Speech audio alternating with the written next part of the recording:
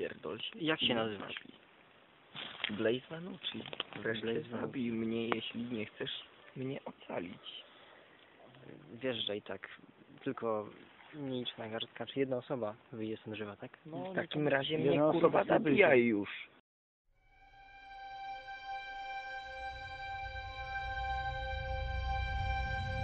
Dla mnie chyba najbardziej zajebiste było to, jak dorwaliśmy niedźwiedzie, nie? No dobra, oni byli generalnie na straconej pozycji, bo nas była 4 i 2, my mieliśmy broń, oni nie. Ale dla mnie to było, właśnie trochę ich zaszlachtowaliśmy tak mocno literalnie. To było takie... Wiesz, że jesteś w grze, że ci się zdarzyło, polała się pierwsza krew, zarąbałeś kogoś. Ja też chcę o tym powiedzieć, bo to jest naprawdę fajna scena. No, no. Bo to było tak, że dorwaliśmy niedźwiedzi, żeby wziąć zasadzkę. Sępy najpierw pobiegły lasem, oni zaczęli przy nimi uciekać. Jak zobaczyli, że my ich też gonimy drogą, to wtedy nie mieli gdzie uciec. I byli super zmęczeni, okazało, że nie mają żadnej broni. Więc ja wyciągnąłem do nich miecz i jeden niedźwiedź powiedział mi: daj mi umrzeć jak prawdziwemu wojownikowi. Ja sobie myślę: dobra, to Nika da mu sztylet i ja go zabiję. I tak go trzymam na czubku miecza i Nika podbiega do niego i rzyza mu brzuch. Po prostu jak prawdziwy pająk, po prostu bez szans na rozmowę, bez szans na nic. Po obejrzeniu pierwszych Hunger Gamesów stwierdziliśmy, że świetnie byłoby zrobić taką grę, w której jedna część graczy byłaby kompletnie zależna od drugiej. Dlaczego The Game? Bo bardzo spodobała mi się idea gry, w której jedni gracze grają w grę w lesie, drudzy gracze grają w grę w budynku kilka kilometrów dalej, a później okazuje się, że to jest połączone i to cały czas jest ta sama gra. Chcieliśmy zrobić połączenie takiego typowego lachu politycznego z akcją, która dzieje się w lesie. Dlaczego nie? Bo mogłem pracować z bardzo fajnym zespołem, który mnie inspirował każdego dnia, z którym mogłem się trochę pokłócić i z którym mogłem coś wygrać. Dlaczego zdecydowałam się na The Game? Dlatego, że miał być nową wartością, nową jakością, czymś, co robimy całym stowarzyszeniem Wielosfer. Co robimy razem. Nikt wcześniej tego nie robił. No i finalnie robiłem to dlatego, że jarał mnie ten pomysł. Bardzo spodobał mi się pomysł 2 gier dziejących się równocześnie, gdzie zarówno postacie graczy, jak i czynności, które wykonują w czasie gry, są zupełnie inne. W ogóle podejście do świata ich jest totalnie przeciwstawne. The Game było dla mnie atrakcyjne głównie dla technologii, które były w niej użyte. Chcieliśmy, żeby to była po prostu dobra gra. Bo mogłem. Sępy!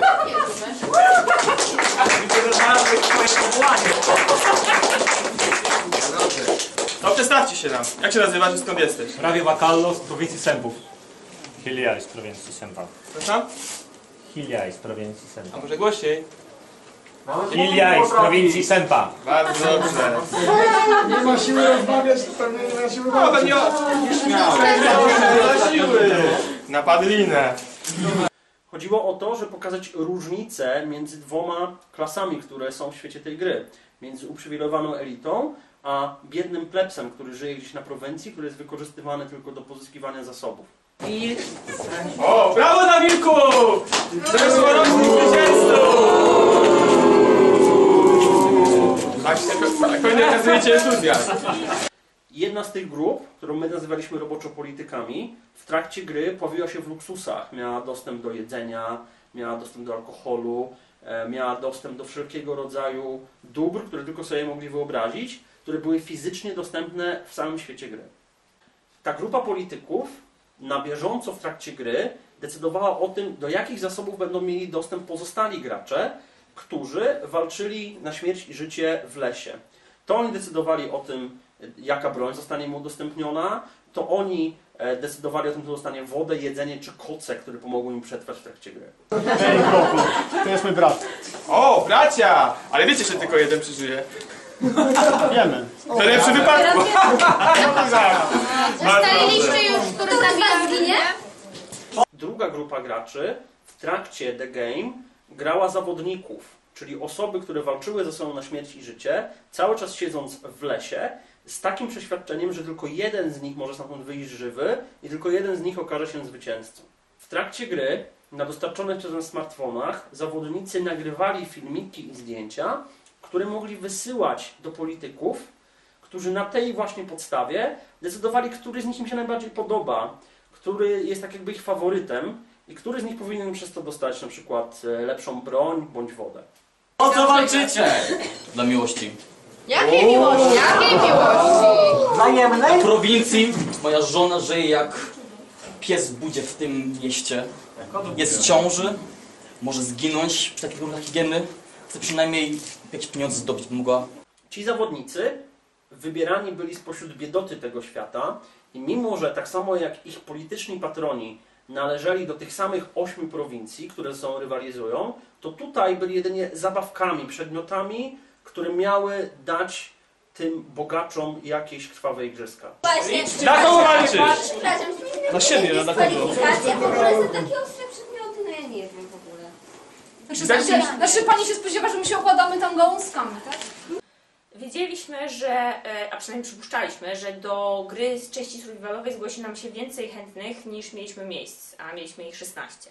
Musieliśmy zrobić warsztaty i taki test, który stwierdziłby, którzy chętni nadają się tak naprawdę do przetrwania w lesie. Zakładaliśmy, że będzie to długi okres czasu, głównie w nocy. Więc musieliśmy być pewni, że ci ludzie nam się po prostu nie wykruszą albo nie stanie im się krzywda. Jakie masz nastawienie przed warsztatami survivalowymi? Wiem, gdzie rosną borówki, gdzie rosną żuki i potrafię znaleźć dosyć dużo, żeby rozpalić ogień. Jest okej. Przeżyję. Jak nastawienie przed częścią warsztatową do survivalu? Rewelacyjne. Nie mogę się doczekać tego, jak wejdę do lasu i skopię wasze tyłki. Myślisz, że dostaniesz, Malwina? Nie. Nie? Dlaczego Na pewno nie? się nie dostanę. Dlaczego nie? Bo ja w ogóle nie mam woli rywalizacji, ani chęci zwycięstwa. Jestem słaba, poza tym bolą mnie plecy i mam alergię.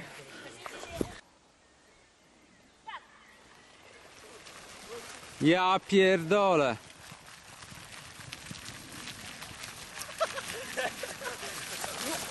A jest drzewo!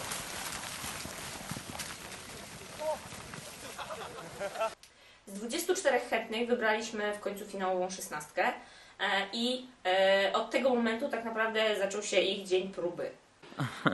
Okej, udało ci się dostać do 16. Jak się czujesz teraz? Źle. Dlaczego? Umrę. No, dlaczego umrzesz? No, masz przesadę. No nie, no bo zobaczymy, że umrę. W sensie...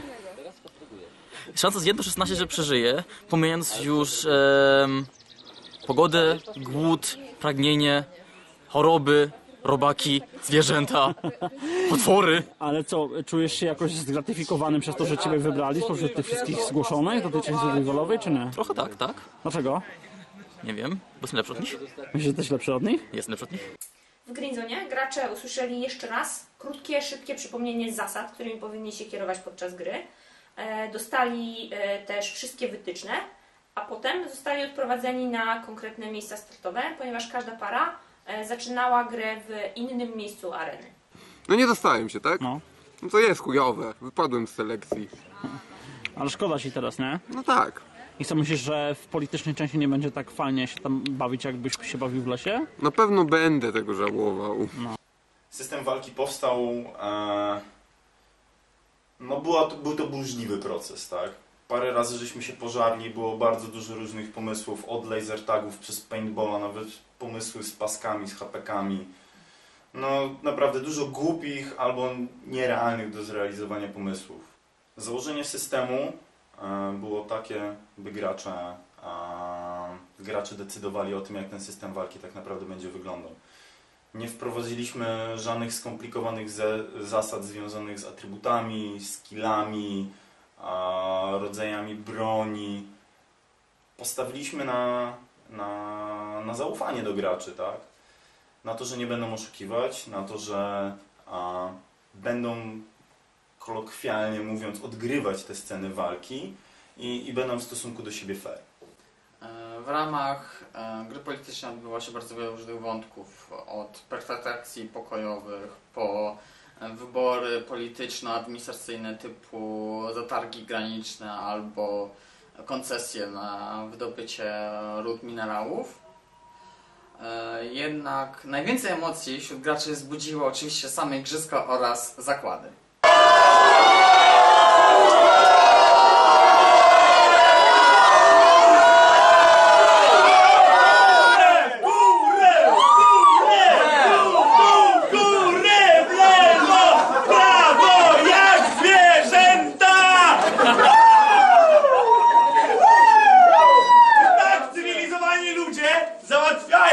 Załatwiają igrzyska. mogli stawiać, kto pierwszy zginie, która drużyna pierwsza odpadnie, kto wygra. Zakłady były dowolne, czasami zdarzały się takie bardzo dziwaczne. Za to emocje wynikające z tych wszystkich wyników oraz czekania na to, kto pierwszy odpadnie, jaki będzie następny trup, wzbudzały w graczach bardzo duże emocje silne. Poza tym gracze survivalowi mogli nagrywać filmiki promujące ich wśród graczy politycznych. Niektóre z nich wzbudziły naprawdę dziką euforię.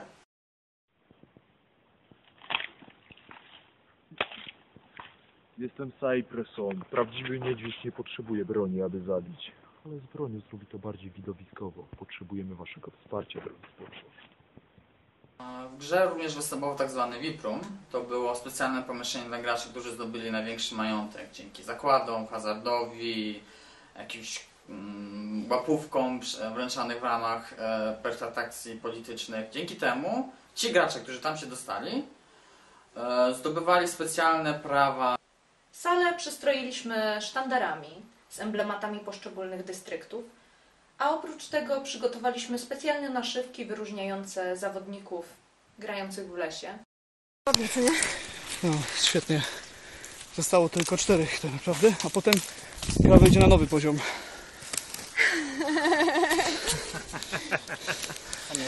Jednym z największych wyzwań w trakcie projektowania The Game było zrobienie tej gry tak, aby ona dalej była LARP-em. Abyśmy nie poszli w stronę totalnego survivalu, gdzie fabuła czy postaci totalnie zepchnięte są na bok. Witam serdecznie, tu Wilk. Wiele tu pewnie nie widać, ale właśnie siedzę nad martwymi pająkami. Jeden, drugi. Wilk poluje, ma kły i właśnie zdobył miecz. Powodzenia. Decyzja wyboru takiego, a nie innego systemu walki kierowana też była takim szczytnym pomysłem, by ta część survivalowa nie była tak, jak my to nazywamy, stricte survivalową. Żeby to dalej była gra improwizowana, żeby to dalej był LARP. Żeby ludzie mogli poczuć swoją postać, mogli ją sobie podgrywać. No i koniec końców, jeśli mam być szczery, to nie mieliśmy za dużo pomysłów, jakby graczy nakłonić samym systemem czy mechanikami do tego typu zabawy. No ale materiały, które oni nam zostawiali w Green Zone i później do nas wysyłali, no mówią same za siebie, że poczuli ten flow i ja osobiście jestem z tego zadowolony, tak, że gracze nie biegali tylko bezmyślnie z pałkami i próbowali się pozabijać, ale też poczuli swoich bohaterów, odcisnęło to na nich jakieś piętno, zagrały jakieś emocje. Na ścieżkach przestało być bezpiecznie. Pojawiła się pierwsza broń, no i niestety nie my ją dostaliśmy, więc na razie chodzimy nieco ostrożniej niż wcześniej. Jednak nie wszystko stracone. Jeśli nie chcecie, żeby te cioty delfiny to wygrały, pomóżcie nam. Wiecie, co robić. Gracze nie wiedzieli, a może nie mieli wcześniej do czynienia z czymś takim, jak gra jedzeniem. Gra jedzeniem jako rekwizytem, używanie posiłku do przedstawienia swojej postaci, do pogłębiania jej rysu psychologicznego. Chcieliśmy wprowadzić taką wartość na The Game, ale niestety gracze po prostu przyszli się najeść. Czy Państwo chcą się dowiedzieć, kto jest trzecim zawodnikiem, który odpadł z gry? A zatem ku smutkowi naszego tutaj dobrodzieja organizatora, osobą, która nie żyje, jest Harry. Wedle naszych informacji szła sobie spokojnie lasem, kiedy nagle zaatakowało ją 5 osób. Każdy z zawodników dostał zestaw cech, na których bazował historię oraz charakter swojej postaci. To nie tylko pomagało mu odgrywać chociażby do filmików wysyłanych do polityków, ale też dawało każdej postaci pretekst, dlaczego ona tak naprawdę chce to przeżyć i wyjść z tego lasu żywa. Musieliśmy stworzyć karty postaci na tyle uniwersalne i uniseksowe, żeby przedstawiciele obojga płci mogli zagrać tą samą rolę. Na karcie postaci główne miejsce zajmowała duża ramka, w której było napisane jedno słowo. Był to jakby motyw przewodni dla danej postaci. To były takie cechy charakteru bardziej, takie jak zazdrość, miłość, przywiązanie, które miały pokazywać, na co gracz będzie najbardziej naciskał podczas odtwarzania fabularnego. Co czułaś, jak dowiedziałaś się, że to ty? Że szybko się skończyło. Ile masz lat? 19. A ty? 24.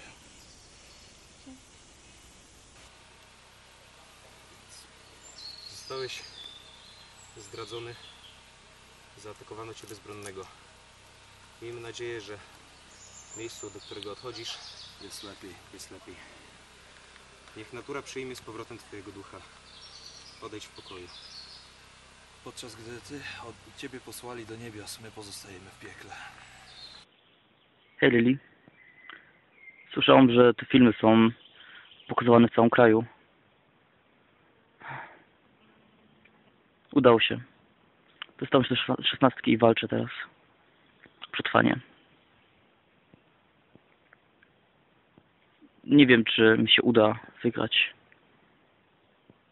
A nawet jeśli nie, nawet jeśli bym zginął, zwracam mi mocno, byś ty mogła wyjść z tego piekła, w którym żyjesz.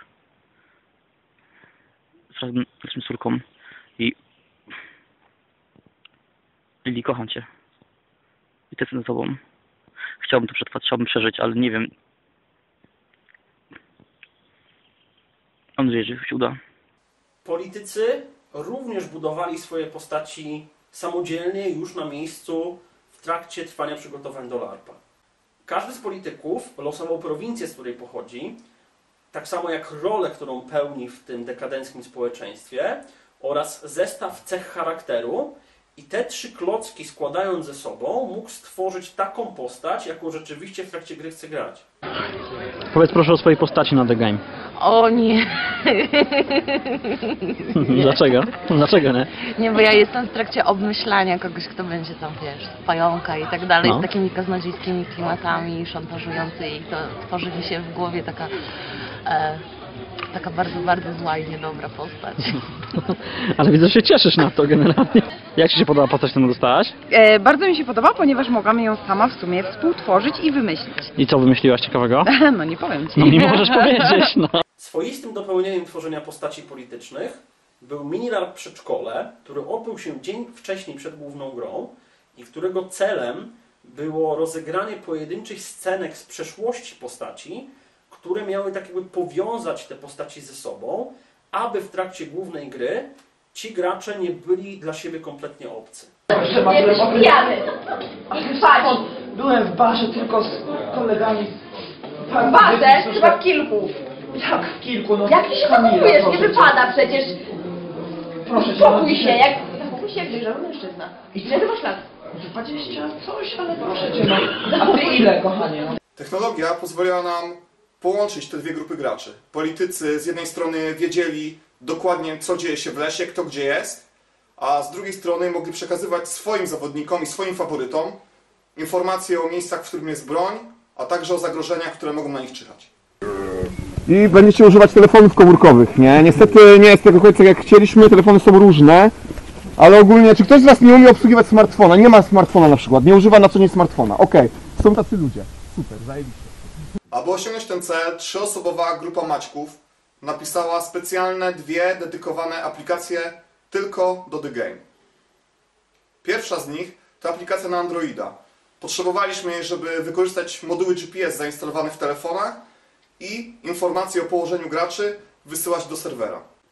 Druga aplikacja to serwer napisany w .NETie i jego zadaniem było przejmowanie informacji od smartfonów, wysyłanie im informacji o innych punktach ważnych na terenie gry, na przykład miejsc, w których ukryta jest broń lub jedzenie, a zgromadzone informacje przekazywała do stacji roboczej.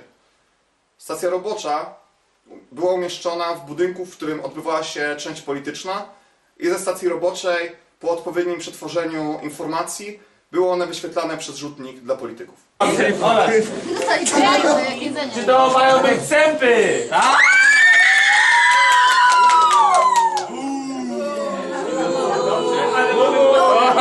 Mają negatywny elektorat. Teraz może mają być to umieczone pająki. Zasłużymy sobie! A może mordujące gołymi szponami orły? Zabawa w lesie była wyśmienita, co prawda było trudno, prawda, teren i tak dalej, ale poczucie niebezpieczeństwa, które stworzyli organizatorzy gry, to, że de facto fabularnie walczyłem cały czas o swoje przetrwanie, spowodowało, że bawiłem się lepiej niż ludzie, którzy grali w części politycznej i którzy siedzieli, jedli jedzenie i obstawiali na nas. Jak się bawiłeś na The Game? Generalnie bardzo dobrze. Jak dla mnie gra trwała troszeczkę za krótko. Liczyłem na to, że z samego rana będzie wielki finał, bo niestety nie wytrzymałem i położyłem się spać w godzinach późno nocnych. I czuję niedosyt. Wiemy, że pierwsza odsłona, jak to zwykle prototyp, miała dużo błędów. Chcielibyśmy, żeby ta gra jeszcze bardziej była larpem, żeby dawała więcej pola do popisu, jeżeli chodzi o odgrywanie postaci. No to ja mogę powiedzieć tylko tyle, że chcemy więcej broni. Dużo pomysłów związanych z tworzeniem postaci, które zamierzamy naszej bardziej rozwinąć, chociaż nadal zachować przyświęcającą nam ideę dużej swobody gracza przy kreacji. Chcemy mieć broń krótką, długą, obuchową, ciętą. Nasze pomysły na tym etapie są na tyle szalone, że myślimy nawet o wykorzystaniu drona, który będzie latał nad polem gry i filmował akcje z góry. Najchętniej to bym dał w ogóle ostrą broń, żebyście mogli się pozabijać, to by było najbardziej imersyjne. Ale z przyczyn oczywistych wiemy, że to nie przejdzie. Chcielibyśmy przede wszystkim zdecydowanie mocniej rozbudować warstwę fabularną The Game, aby ten świat był żywy i aby każdy z uczestników tej gry czuł, że rzeczywiście jego rola ma znaczenie.